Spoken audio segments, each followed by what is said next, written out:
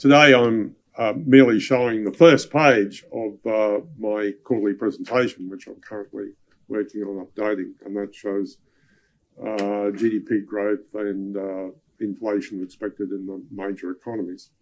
But before I do that, I thought I'd just provide a little bit of an information note on an area of US trade negotiation that seems to have confused some of the media. In the previous Trump administration, there was a single trade negotiator called Robert Lighthizer, and that was a cabinet position, and he had the rank of Ambassador Lighthizer. But this time, in order to get negotiations done more rapidly, to give them and those negotiations a greater hit power, what Trump has done is he's appointed two cabinet office people to do the trade negotiations with different parts of the world. So in doing the trade negotiations with Asian economies, he's asked Scott Bessent to present as well as the person who succeeded Lighthizer, and that is Ambassador Jamison Greer. Jamison Greer was from Lighthizer's staff. So Scott Bessent and Jamison Greer did the negotiations with China. Of course, they actually did them in Europe, in Switzerland, but that's a two-part team that handles Asia. The two-part team that handles Europe and is negotiating with the European Trade Representative is Howard Lutnick, the Commerce Secretary, and again, Ambassador Jamison Greer.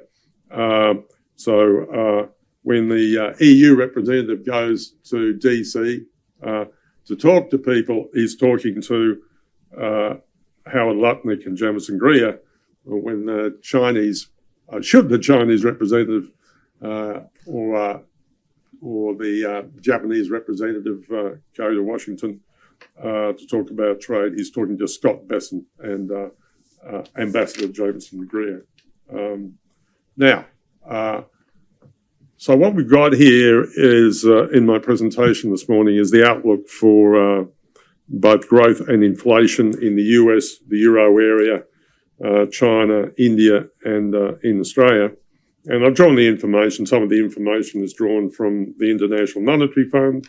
Some of it is drawn from the leading provider of information to the Congressional Budget Office, which is the case in the US Outlook. The Euro area stuff is drawn from European staff, and the other area is drawn from China and India, mostly dependent upon the IMF there, and Australia. That's my own analysis.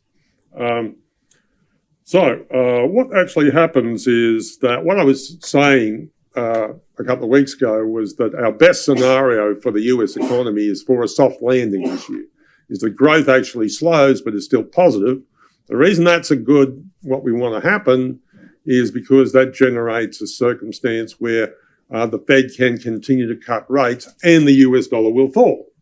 And if the Fed continues to cut rates and the US dollar falls, what that generates is a turnaround in commodity prices. So as US dollar goes down, commodity prices of a whole bunch of commodities will turn up. Now, in what you'll see when you look at the models in the quarterly is we're at a stage where prices have stopped falling and they're in a gentle uptrend, but we think that gentle uptrend will start to accelerate once the US dollar begins to fall. So for the US, we've got slowing pretty significantly to 1.3% this year and picking up to 1.7% this year. A bit higher inflation, that's headline inflation. That's entirely, the only reason headline inflation is higher is because of the addition of the tariff effect with US inflation down to just a touch below 3% next year. Euro area growth, even though it's slow, is actually accelerating from just under 1% this year and 1.2% next year. China, I think the 5% growth rates are behind it, and 4% this year and 4% next year. India, again, is the country which will outperform China really for the next 20 years and probably for the rest of our lifetimes. It's after knocking out 6.5% growth last year. It'll knock out 6.2% this year and around about the same next year. Australian economy is actually accelerating a little bit from where we thought it was last quarter. Last quarter, we thought it'd grow by 1.6% this year. Now it looks like 2.1%. That's a bit because of this flattening or stabilising in commodity prices, which we anticipate, but also because there's more demand because of more government spending. And also then it accelerates to 2.2% growth next year. So in the euro area, their target is inflation at 2%. And we expect 2% this year and 1.9% next year. The real thing that shows how hard China has been hit in the slump in domestic demand in China and the great difficulty is the very, very low levels of inflation. Now, their central bank targets inflation around about the same level as we do, about 2.5%. But they haven't been able to achieve that last year, and they won't achieve it this year. And they are just throwing enormous fiscal effort at driving the Chinese economy. Their budget deficit is bigger than the US budget deficit, running about 8% of GDP this year and next year. And their debt to GDP is rising faster than the US. So they're throwing a lot at it to get very little amount of domestic growth.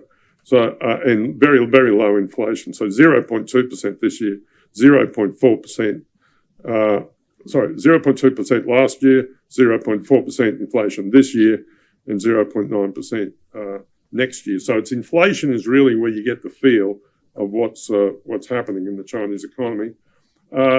India is hitting its inflation target, which is 4%. This inflation target was set up by the great Raghu Rajan, who became the governor of the Reserve Bank of India after being chief economist of the International Monetary Fund. This is the same Raghu Rajan who actually was one of the very few people to forecast the financial crisis. He set a target of inflation in India at 4% because that's where it maximised Indian growth.